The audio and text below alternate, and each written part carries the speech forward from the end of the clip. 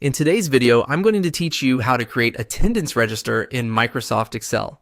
We're going to build a simple attendance register that automatically counts how many times a person is marked present and absent. This is a very practical setup if you're tracking attendance across several days and want Excel to do the counting for you instead of calculating everything manually.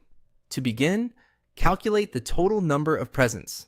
If your attendance entries start in cell B2 and end in F2, click in cell G2 and type this formula, equals COUNTIF, open parenthesis, B2 colon F2, comma, quotation mark P quotation mark, close parenthesis.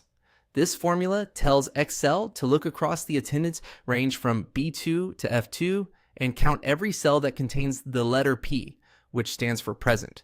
It's a quick and reliable way to total attendance without needing to count each mark yourself. Once you've entered the formula, press enter. You should immediately see the total number of present days for that row. After that, drag the formula down to the other rows in the same column. This copies the formula for each person or record in your sheet while automatically adjusting the cell references for each row. That means Excel will count the p-values in each row correctly, saving you a lot of time if your register includes many names. Next, calculate the total number of absences. To do that, move to cell H2 and type this formula, equals COUNTIF, open parenthesis, B2 colon F2, comma, quotation mark. A quotation mark, close parenthesis. Just like the first formula, this one checks the same attendance range, but now it counts every A, which stands for absent. This gives you a separate total for absences, making your attendance register more complete and easier to review. After entering that formula, press enter. So Excel calculates the result.